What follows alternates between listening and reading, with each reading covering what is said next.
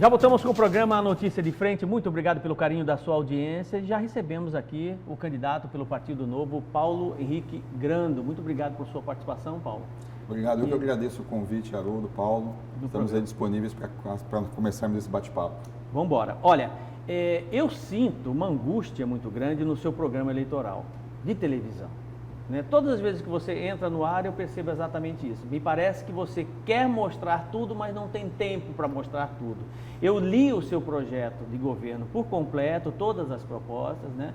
Conheço a sua preparação e é mais ou menos isso. Se você tivesse mais tempo, o que é que necessariamente você daria mais atenção para mostrar para o público que realmente você tem uma proposta ideal para Cuiabá? Efetivamente, essa questão de ter apenas 17 segundos, se fosse minutos seria excelente, né? 17 segundos fica um pouco difícil você conseguir abarcar muitas coisas. Então a gente se focou numa mensagem mais unificadora do programa, né, que é a questão de devolver poder ao cidadão, e acabou passando rapidamente, né, durante o período. Mesmo 30 segundos a gente conseguiu adicionar 2, 3 frases. Mas o que deveria ser feito, né, a ideia, se a gente tivesse mais tempo de TV, era falar mais sobre questões como educação e saúde, né, a gente tem algumas propostas, principalmente para dar mais opções ao cidadão, e talvez falar um pouco também sobre transporte coletivo, porque como é um item que afeta basicamente todas as pessoas de Cuiabá, fica mais fácil mostrar quais são os impactos de você ter mais opções de atendimento. Pois é, mas você teve acesso a outros planos de governo, né? Aí eu lhe pergunto, o que é que o Partido Novo, o que você especificamente tem de novo, para que o eleitor possa escolher você e não os outros? Está entendendo? Essa oportunidade que você tem exatamente aqui no programa. Diferencial. Qual é o seu diferencial? O grande diferencial do programa do Novo é que a gente partiu do pressuposto que o cidadão é a principal pessoa, é a mais capacitada para tomar as decisões sobre a própria vida. Então, se você olhar o nosso programa detalhadamente, você vai ver que em todas as áreas a gente tem buscado muito mais abrir opções para o cidadão. Então, quando a gente fala de educação, a gente fala em melhorar a própria estrutura, porque você precisa fazer coisas como escola eficaz, que é um conceito que a gente está trazendo, que já existe em outros lugares do Brasil.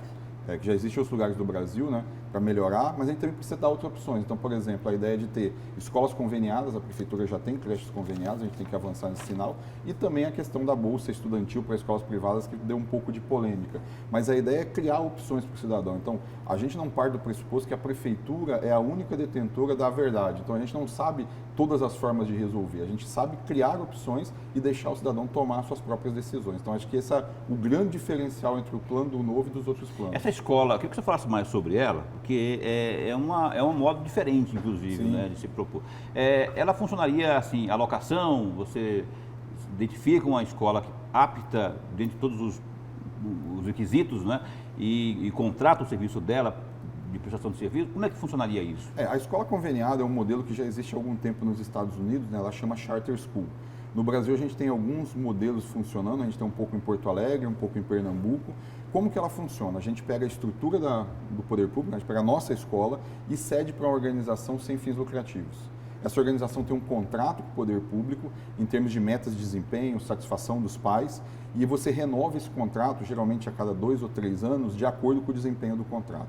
Qual que é a grande diferença? Primeiro que uma organização sem fins lucrativos tem um pouco mais de flexibilidade do que o poder público para contratar, para demitir, para reestruturar programas, e você consegue atrelar isso à qualidade do sistema. Pois é, isso que eu ia perguntar. Não tolhe um pouco o poder do prefeito de promover mudanças ali, já que você está contratando um serviço, existem as cláusulas contratuais e para você demitir, para você mudar o sistema, além de ser burocrático, pode judicializar isso aí, depois pode causar um problema, quer dizer, o problema pode ser maior do que aquilo que se pretende.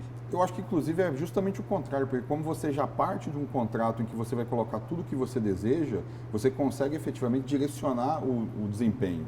Né? Porque o que acontece? Lá vai contar, por exemplo, nota do IDEB, vai contar, por exemplo, nota da prova Cuiabá, que a gente hoje sabe que faz, mas não sabe quanto é a nota efetivamente. Vai contar um negócio que a gente acha muito importante, a satisfação dos pais tem que estar no centro do sistema, né? Porque aí você força com que a própria escola preste contas do que está sendo feito, que programa pedagógico está sendo usado, se os alunos estão aprendendo ou não. Então, os próprios professores são os principais interessados em trazer os pais para dentro da escola. Então, isso é importante em qualquer modelo, inclusive no modelo de escola eficaz. Eu percebo, por exemplo, no seu trabalho, na sua proposta de governo, que você foca muito nessa questão de resultados, né? Essa é uma visão muito de gestão, muito administrativa, que funciona muito bem na área privada, né? Como é que você, enquanto prefeito, vai poder... É claro que todo mundo quer uma secretaria com alta produtividade, você quer eficiência e resultados, na área pública também. Mas é muito diferente, entendeu? Apesar de ser gestão da mesma forma, é muito diferente você lidar, porque de um lado você pode demitir, do outro lado você não pode demitir, porque é um servidor que é de carreira e é concursado. Como é que você vai lidar com isso, principalmente com relação à questão de resultados? Você tem várias situações. A primeira, por exemplo, efetivamente precisa se mudar o estatuto do servidor municipal para que você permita, por exemplo, a premiação em dinheiro dos melhores desempenhos. Hoje isso não é permitido. Você consegue hoje, por exemplo, promover por produtividade. Isso é possível. Isso já está lá no estatuto, então é possível de fazer. Segundo, você não tem uma avaliação de desempenho efetiva na prefeitura. Pois é, mas olha que interessante. Todos que sentaram aí tiveram o mesmo discurso, entendeu? Ah, nós vamos levantar, não é, Paulo? Vamos levantar uma ferramenta para poder... Como é que você vai fazer isso? A diferença é que nenhum deles é especialista como eu nisso. Eu sou especialista em metas, em avaliação de desempenho e em remuneração por produtividade. Qual que é a grande questão? Não é difícil fazer isso, só que dá trabalho. E você tem que enfrentar, às vezes, interesses que são contrários a isso. Porque a grande questão é, o bom servidor está lá na prefeitura trabalhando, independente da gente estar vendo ou não. Às vezes ele está trabalhando até contra o sistema, né? Faz a mais. Eu já ouvi falar de professores levando resma de papel para a escola, para poder efetivamente cumprir o programa deles. Mas não é melhor você pagar melhor o servidor de uma forma uniforme do que você promover a criação de um prêmio por produtividade em dinheiro? Se você pagar de forma linear bem para o servidor, ele não vai trabalhar. Muito pelo contrário. Uma coisa que já se descobriu desde os anos 80 em administração é que salário não é um motivador, ele só pode ser um desmotivador. Você consegue, com um bom salário, atrair boas pessoas nos concursos, mas manter e colocar desempenho, você precisa premiar por produtividade, porque aí você separa quem são os excelentes, os bons servidores e os servidores ruins. Né? A gente também depende de uma coisa que está rodando no Congresso Nacional, que é a reforma administrativa, na parte de fazer a regulamentação da dispensa por baixo desenpenho. É uma coisa prevista e não feita. E esse é um ponto que você tocou, que é bastante interessante, que é o seguinte, é inclusive comprovado de que as pessoas, seja em área pública ou privada, elas estão muito mais buscando reconhecimento do que necessariamente altos salários. Isso é comprovadamente, né? Como é que você faria esse tipo de trabalho com relação ao reconhecimento do servidor que realmente trabalha? Porque tem candidato que você está aqui e fala assim, não, eu vou demitir 3 mil, tá entendendo? Que aí eu resolvo, né? Qual que é a... Você não tem como escapar que você precisa fazer um ajuste na máquina, né? Porque a gente está acima de 50% de comprometimento de folha, então você não tem como escapar disso. Mas efetivamente você tem que trabalhar o outro lado também, que é a questão da motivação do funcionário que está lá. Então se você, por exemplo, já hoje começa a fazer progressão de carreira com base em desempenho, você já começa a reconhecer os bons servidores. Uma outra coisa que você pode fazer, que está no programa inclusive, é abrir processo seletivo para cargos comissionados, de chefia, de comando, de liderança, para os próprios servidores. Por que você tem que necessariamente trazer gente de fora? É óbvio que você também tem que ter, porque você oxigena a máquina, oxigena a estrutura, mas tem muita gente competentíssima lá que está encostada. Porque o que acontece? Hoje, por causa da estabilidade, você não consegue demitir as pessoas. Né? Então, o que se faz quando um mau gestor entra? Ele encosta essa pessoa. Ela passa a carimbar, organizar papel. Você perde, por exemplo, um tremendo cérebro competente na prefeitura, porque ele é desafeto ou ele não quer fazer coisas que não seriam republicanamente corretas, e essa pessoa fica afastada. Se você reintegra ele, dando oportunidade, inclusive para ocupar cargos de gestão, reconhecidamente, com base na competência, você consegue promover uma nova dinâmica na administração. Às vezes, a questão do dinheiro é importante, é óbvio, né? Mas assim, o reconhecimento, o famoso tapinha nas costas, né? Você fazer promoções de reconhecimento, até eventos simbólicos, dá muita diferença. A gente sabe disso nas organizações privadas e até sem fins lucrativos do terceiro setor. Ou seja, o afago psíquico dá resultado. Lógico, cara, reconhecimento é sempre bom, né? As pessoas às vezes trabalham, o que às vezes as pessoas não entendem, por exemplo, empresas funcionam muito como famílias.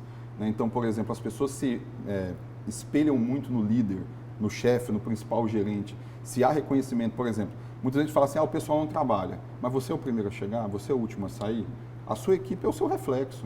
Né? Então, quando você vê, por exemplo, secretarias trabalhando mal, a prefeitura trabalhando mal, você tem que olhar para quem está em cima, porque as pessoas se espelham nessas pessoas. Exatamente, as pessoas se espelham nessas pessoas. E como Paulo, eu estou, a maior concentração de Paulo por metro quadrado é aqui nessa bancada hoje, né? Como admirar alguém que tem máculas éticas, máculas morais dentro da área pública, né? Que eu acho que o que está em questão exatamente nessa eleição, me corrija se estiver falando alguma bobagem, é a questão da ética, da moral, né?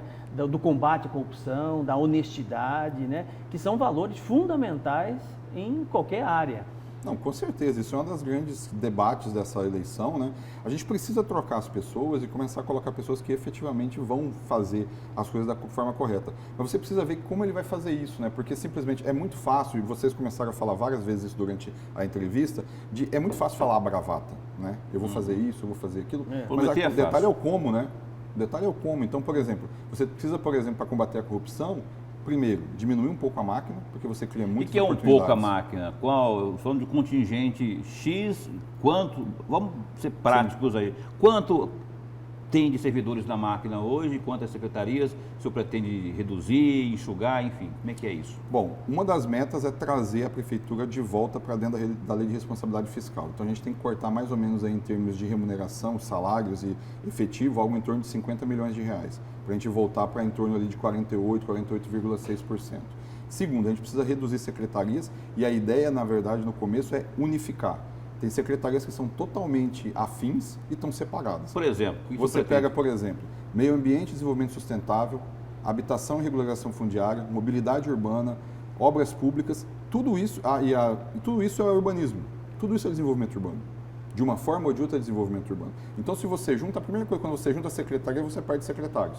Então, você já corta altos salários. Você perde um segundo secretário, corta altos salários. E você passa a ter a integração entre as funções. Mas aí você não está influenciando de forma negativa na produtividade, no resultado? Na verdade, acho que a gente está influenciando positivamente, porque as ações passam porque você vai acumular o secretário que vai responder por aquele complexo de pastas, vai acumular e aí para você exigir, se você não tiver uma estrutura que o auxilie, aí você não vai conseguir. Mas a diferença é que a gente vai ter funcionários, vai ter secretários profissionais capacitados através de um processo seletivo, diferente de indicações políticas, que a maioria das pessoas são incapazes de conduzir uma barraca de frutas. Sim. Falando em secretaria, qual é a sua intenção com relação à Secretaria da Mulher?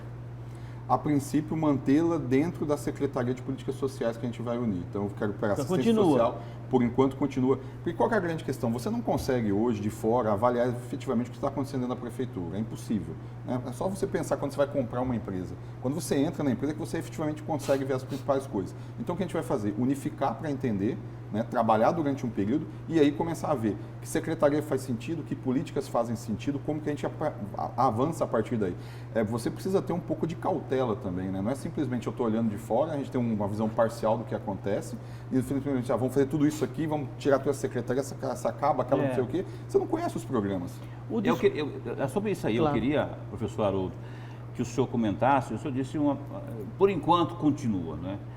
Isso por enquanto continua, deixa uma coisa meio que indefinida e eu queria abordar aqui com o senhor, especialmente a questão da atenção à mulher vulnerável, aquela vítima de violência, de estupro, né, e outras coisas mais que infelizmente ocorrem. A gente infelizmente tem que noticiar isso aqui. Sim. E teve um problema agora que eu queria chamar isso aqui à mesa, que é o caso de Santa Catarina, aquele aviltante caso que, como diria o Haroldo, o professor Haroldo, duas vezes estupro, como é que é? Moral essa moça sofreu um estupro moral, um estupro físico, né? Foi estuprada duas vezes. E um estupro moral naquela audiência lá, né? Com aquele juiz, com aquele advogado. Né? E aquilo é nojento, aquilo que aconteceu. É uma excrescência jurídica. Mas isso acontece aqui, não a excrescência propriamente jurídica, mas estupro, situações de constrangimento, como ocorreu da moça lá de a Mariana de Santa Catarina.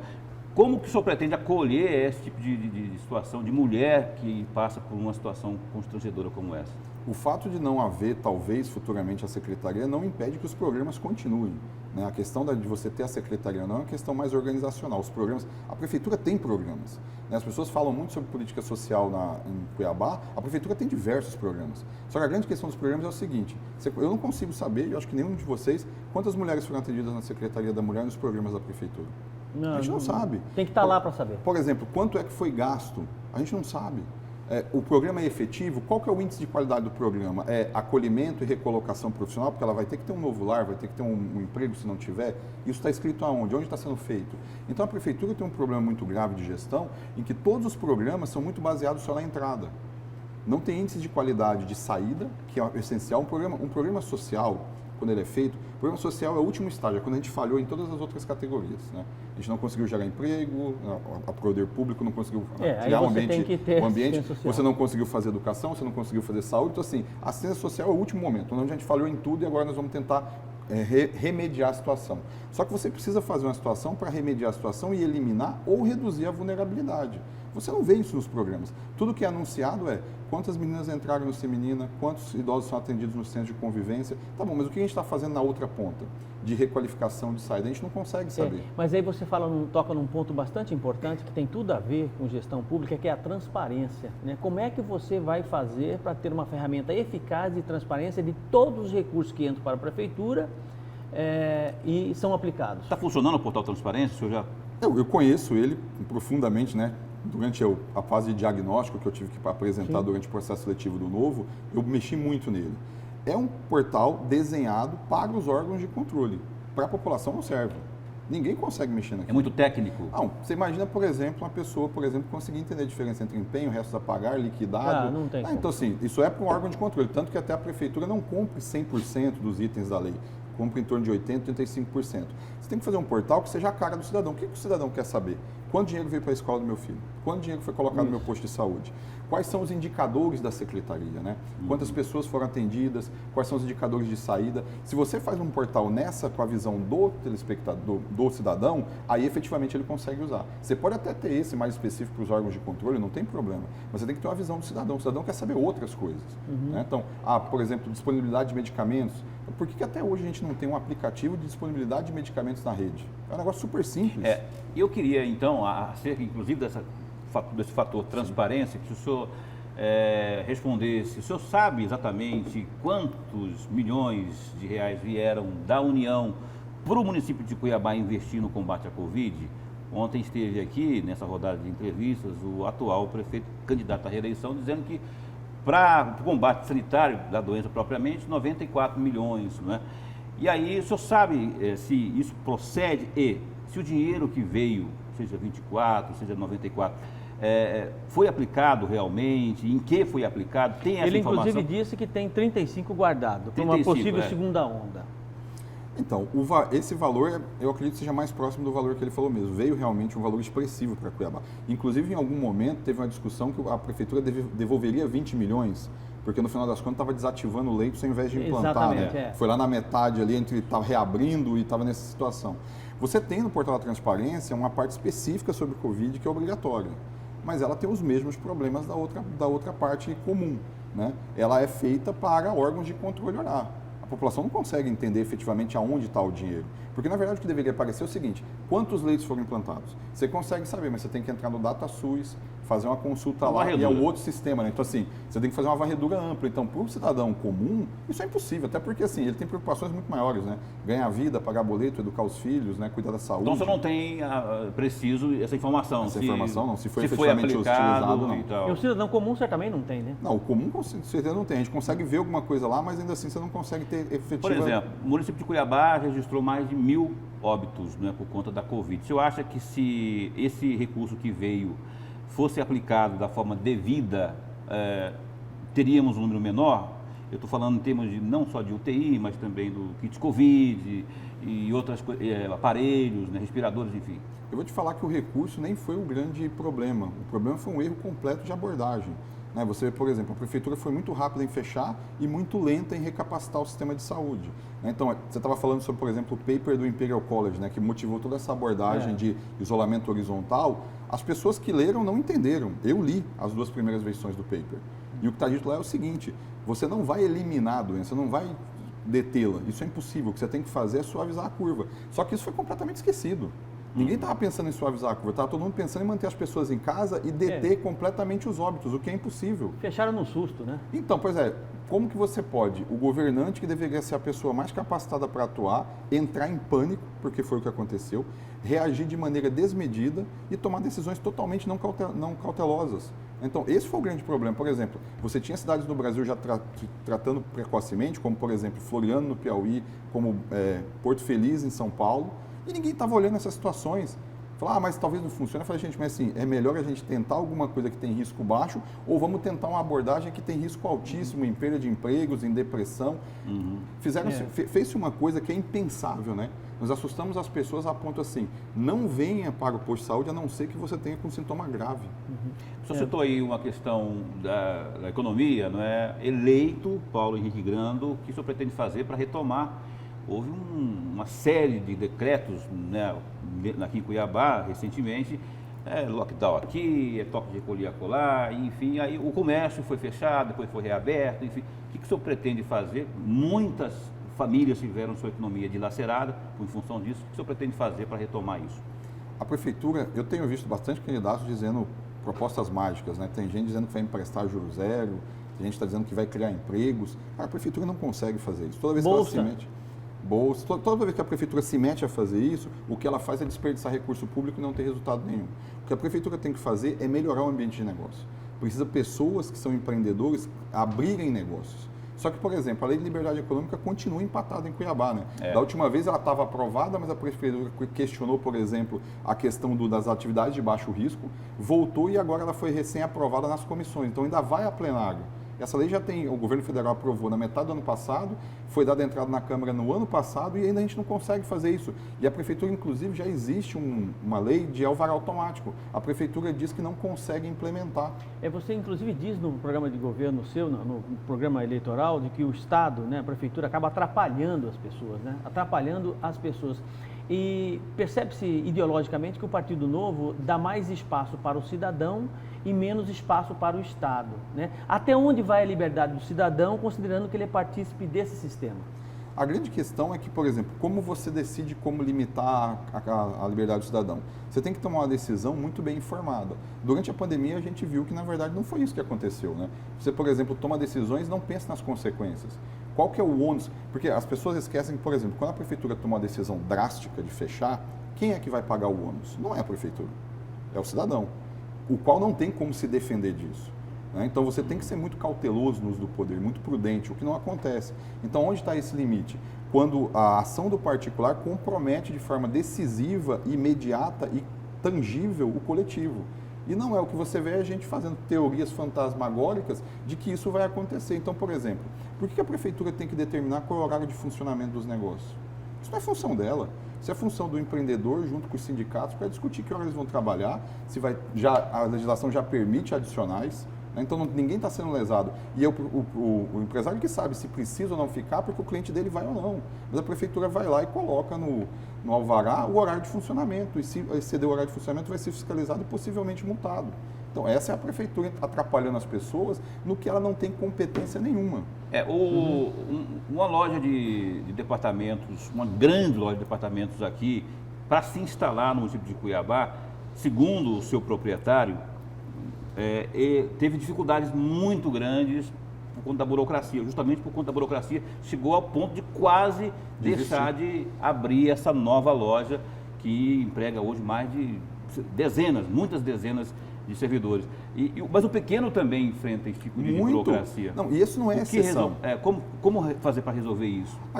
Você tem que mudar a mentalidade da prefeitura. Né? A prefeitura tem uma mentalidade hoje muito fiscalizatória com fins de arrecadação. Então, tudo é taxa. Né? Então, tem alvará disso, taxa. Tem alvará de localização, taxa. A ideia é assim, não tem qual que é o custo da prefeitura emitir um alvará? Sei lá, na casa dos centavos, talvez? Se a gente colocar a pessoa que vai fazer a fiscalização, talvez na casa de 10, 15 reais, é muito baixo. Mas a prefeitura cobra um valor muito mais alto porque esse o fim é arrecadatório. O fim não é efetivamente fiscalizar e deixar um negócio apto a atender o cidadão. Então você precisa tirar isso da frente. Né? Porque aí você consegue. Imagina, por exemplo, se essa loja não estivesse aberta. Se fosse mais fácil, talvez ele tivesse aberto em um mês. Porque eles constroem muito rápido. Eu sei até de quem você está falando. O cara levanta o negócio como se fosse do dia para a noite. Então, se você falar assim, tá aqui o alvará, vamos começar, o cara tinha antecipado, sei lá, em meses o trabalho dele. E se a gente falar do mercado imobiliário em Cuiabá, esse problema é igualzinho. Né? É difícil aprovar um projeto. Se você libera esses projetos represados na prefeitura, quantas vagas de trabalho você não vai criar praticamente do dia para a noite? Porque você vai precisar de gente para fazer e a mão de obra na construção civil é altamente intensiva. Né? Uma das maiores mazelas daqui da nossa cidade é o transporte público, e já é considerado o pior transporte público do país, né? Qual é a solução que você tem para esse, especificamente para o transporte público, considerando que existe um contrato, existe uma empresa, existe uma série de amarrações jurídicas e definitivamente não dá para você sentar lá na cadeira de prefeito e dizer, não quero mais. Não dá para fazer. Canetar. Você não pode fazer isso, né? Assim, uma das coisas que também impedem as pessoas de irem trabalhar nas cidades, abrirem negócio, é a insegurança jurídica, né? Sim. Você faz um trato com a prefeitura, ele só vale até aquela gestão e às vezes nem naquela gestão vale. O que você precisa fazer em Cuiabá no transporte público? É a mesma situação, mais concorrência. A gente precisa reintroduzir as vans e os micro-ônibus. O contrato anterior não previa monopólio das empresas. Esse também não deve prever, mas não está disponível no site da Arsec, não dá para ter certeza. Mas não deve prever porque, inclusive, seria inconstitucional. Você reintroduz van, reintroduz micro-ônibus, você facilita as concessões de táxi, que hoje é uma dificuldade enorme e são muito caras, né? É mais um negócio arrecadatório. E você para de regulamentar excessivamente os aplicativos de transporte, você cria 4 alternativas ao ônibus. E aí é a concessionária que tem que correr atrás. Porque hoje é simplesmente o seguinte, você aumenta a passagem, você tem queda de usuários. Porque o cara, na primeira situação que ele tem, ele compra uma moto para se livrar do ônibus. É o que acontece. E aí, quando você cai isso, o que acontece? O dinheiro para gastar no ano que vem, a manutenção é a mesma. É menos gente para dividir, a tarifa vai subir. Nós já tivemos aqui 3 candidatos defendendo a municipalização do transporte público. Eu perguntava onde é que tem, onde é que deu certo. Não funciona. A grande questão, imagina assim, a prefeitura tem coisas que ela deveria se concentrar, que é a saúde e educação. Para que ela vai se meter a trabalhar em transporte público, sendo que você tem soluções de mercado prontas aí para serem usadas? É uma questão de custo de oportunidade, né? As pessoas esquecem que quando você usa tempo, empenho da prefeitura e dinheiro para fazer uma coisa, você deixa de fazer outras. E esse dinheiro geralmente sai das áreas mais sensíveis. Então, para que eu vou fazer isso? Outra coisa, o contrato tem um problema que é o seguinte, a prefeitura determina qual é o ônibus utilizado.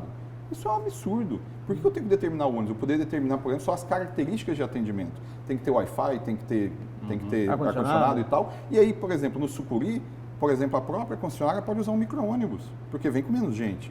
Só que você usa o mesmo ônibus para vir vazio do Sucuri e quem paga a ociosidade do sistema é o usuário. Candidato,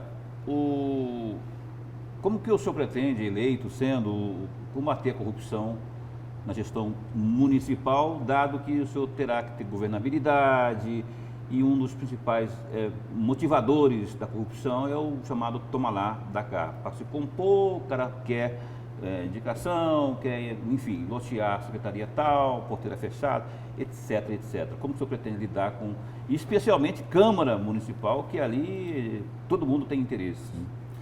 Bom, a gente não vai fazer o toma lá da cá, a gente não vai fazer indicação política e com isso nossa vida vai ser muito mais difícil. Né? Ninguém é ingênuo a achar que nós vamos ter um relacionamento de mar de rosas com a Câmara te pagando de fazer isso. Mas você tem algumas coisas que podem mudar. A primeira coisa é, quem dá o tom de como funciona o relacionamento entre esses dois poderes, geralmente é o Executivo, porque ele é o iniciador de muita coisa. Se você já começa do jeito certo, sem indicação política, sem favorecimento, sem questão de preferência a bairros, né? O pessoal da base tem linha que é, né? Tem preferência e fura fila também, né? Fura fila no posto de saúde, na creche, porque é do vereador tal, porque não sei o quê. Então, isso é um tipo de coisa absurda, né? Então, a gente já não vai fazer. Então, se você dá o tom, já começa diferente. Se você envolve a Câmara e começa a negociar desde o começo de forma republicana, discutir projetos e as propostas, você consegue avançar. A gente vai perder coisas que a gente gostaria de ganhar. Isso é do jogo, né? Tem que estar preparado. Mas você não pode simplesmente comprar apoio. E tem uma coisa que é esquecida também, que é o seguinte, você tem um prefeito que é eleito com mais de 50%, tem um capital político muito grande, principalmente nos famosos 100 primeiros dias. É o momento de fazer muita coisa para aproveitar esse impulso inicial. E a gente vai mudar muitos nomes na Câmara. Talvez não tanto ideias quanto a gente gostaria, mas pessoas que entram e não estão acostumadas com o sistema são mais suscetíveis a trabalhar no novo modelo. A gente tem visto isso muito na Câmara Federal com os deputados federais do Novo. Eles são consultados principalmente por deputados de primeiro mandato, de como vai votar, qual é o embasamento, por quê. Então, dá para fazer. É muito mais difícil. O VLT é uma responsabilidade do governo, mas corta a cidade e rasga a sua cidade caso você seja prefeito de Cuiabá. Qual é a leitura que você tem com relação a essa questão de viabilidade ou inviabilidade do VLT para a nossa cidade? Bom, a questão de terminar o VLT, eu acho que talvez a gente tenha passado do ponto de não retorno, né? Que já tem tanto dinheiro que talvez voltar atrás seria um problema muito maior. Vai depender também de quanto tempo vai se demorar, né? Porque se os vagões sucatearem, aí já não adianta mais, porque você perdeu uma quantidade enorme de vagão, vai ter que pôr muito dinheiro. Mas digamos que seja concluído, né? Com o governo do Estado, governo federal, com recurso, O VLT é insustentável hoje, porque nem a prefeitura nem o governo do estado vai ter 30 milhões inicialmente, agora já é mais de 50. Você tem 1 minuto para suas considerações finais. Ah, tá. Então, deixa eu... Mas o VLT a gente precisa remodelar o sistema, remodelar a exploração. Bom, primeiro eu queria agradecer de novo o convite, né? Paulo, Haroldo, é sempre muito bom poder falar com vocês e poder passar as ideias de novo para os telespectadores, né? Eu gostaria que vocês olhassem bem as propostas, cuidado que tem muita gente promovendo coisas que não são realizáveis, né? É muito fácil promover. Quem é? Tem vários, né? Não são poucos. Né? Tem muita gente promovendo coisas que não dá para fazer. Então, assim, você tem muita coisa para fazer na prefeitura. Se você focar em educação e saúde, você consegue fazer. Se você acredita que o foco da prefeitura é nessas ações que mais impactam a sua vida, vote 30 no dia 15 de novembro, né? Me siga nas redes sociais, Paulo Henrique Grando, e nos acompanhe aí. O Novo conta com vocês, conte sempre com o Novo. Paulo, candidato, muito obrigado por sua presença mais uma vez aqui no programa Notícia de Frente. Eu que agradeço. Obrigado. Lembrando a você que acompanha essa rodada de entrevistas com os candidatos a prefeito de Cuiabá, que amanhã nós vamos receber aqui o candidato Abílio Júnior do Podemos. É isso? Vambora, Paulo? Bora! Vambora, né? Na hora! Muito obrigado pelo carinho da sua audiência. O programa Notícia de Frente fica aqui. Continua assistindo a nossa programação na TV Vila Real, canal 10.1. Tchau!